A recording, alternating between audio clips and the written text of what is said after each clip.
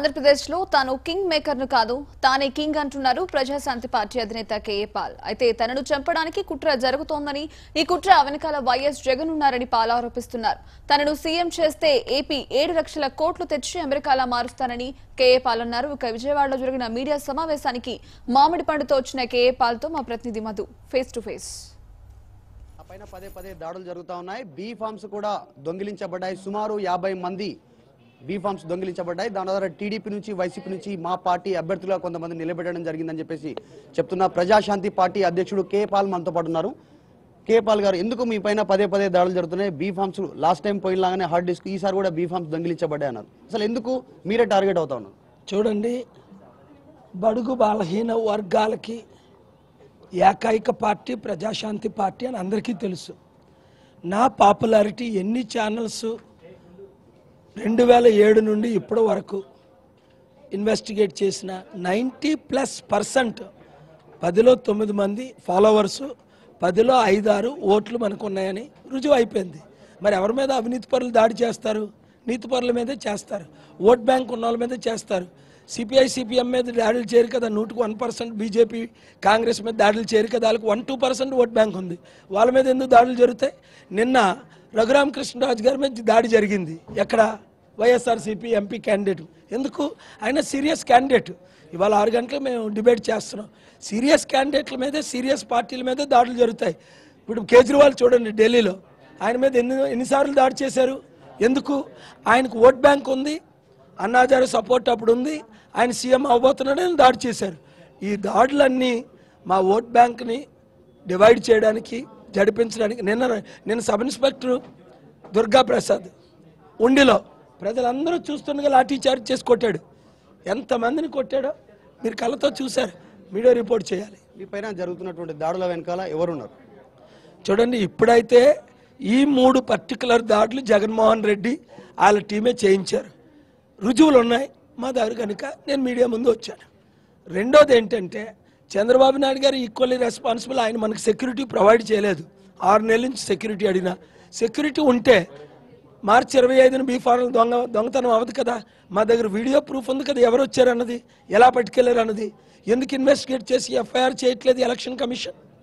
TDP, YCP, జనసేనను target చేస్తూ పోతా ఉన్నారు. వాళ్ళకు ఓట్లు లేదని చెప్పి కేఏ పాల్ చెప్తున్నాడు. ఎక్కడ కూడా నాకు ఓటేసి నన్ను సీఎం చేయండి, మా అభ్యర్థులను గెలిపించండి కేఏ పాల్ అడగట్లేదు. ఎందుకు వాళ్ళెవరు కేఏ పాల్ గురించి మాట్లాడుకున్నా కేవలం కేఏ పాల్ ఎందుకే ఆ పార్టీలను తిడతా ఉన్నారు? ఆ పార్టీలను చూడండి, అవినీతి పరులను ఎత్తి చూపించడం మా స్లోగన్. అవినీతి లేని రాజ్యం, అందరికీ అధికారం, అందరి అభివృద్ధి మన ధ్యేయం. ఫస్ట్ పాయింట్ ఏంటి? అవినీతి లేని రాజ్యం. వీళ్ళు ముగ్గురు, ఇప్పుడు పవన్ కళ్యాణ్ మాయావతిలో కలడం అవినీతి. ఆవిడ పెద్ద అవినీతి పరులు.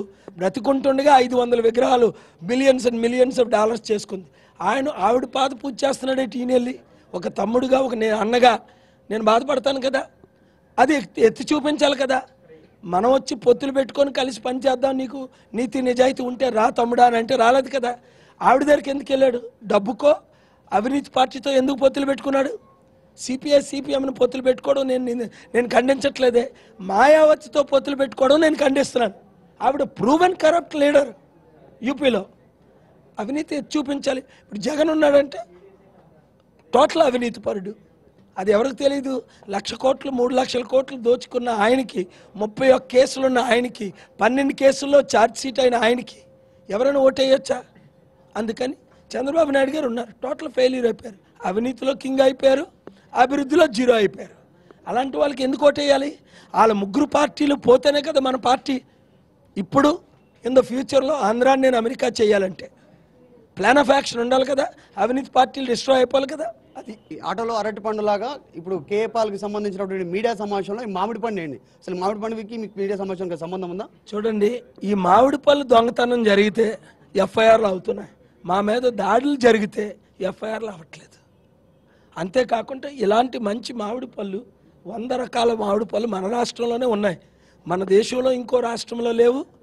మన దేశం తప్ప ఇంకొక దేశం 196 దేశాల్లో ఎక్కడా లేవు. జార్జ్ బుష్ 2000 అప్పుడు ప్రెసిడెంట్గా ఇండియా వచ్చినప్పుడే మామిడి పళ్ళు, రసాలు, బగినపిల్లి ఇవన్నీ టేస్ట్ చేసినప్పుడు ఇంత ఫ్రూట్ఫుల్ ఆంధ్రాని ఎంత అభివృద్ధి చేయాలని నా కోరిక. నిజంగా కేఏ పాల్ సీఎం అయితే రాష్ట్రాన్ని ఎట్లా అభివృద్ధి చేస్తారు? చివరి క్వశ్చన్. సూపర్. ప్రతి మంచి కంపెనీలు పెడతాం, నిరుద్యోగ సమస్య నిర్మూలన చేస్తాం, ఉచిత విద్య ఉచిత వైద్యం ఇస్తాం. అభివృద్ధి అంటే ఏంటో చేసి చూపిస్తా. మా ప్రణాళికలు చూడండి, ప్లాన్ ఆఫ్ యాక్షన్ చూడండి. నా కాన్ఫిడెన్స్ నాకుంది, నా పరిచయాలు నాకున్నాయి. వీళ్ళ పేర్లు ఎవరికీ తెలీదు, నా పేరు తెలియని వారే లేరు. అది థ్యాంక్ యూ.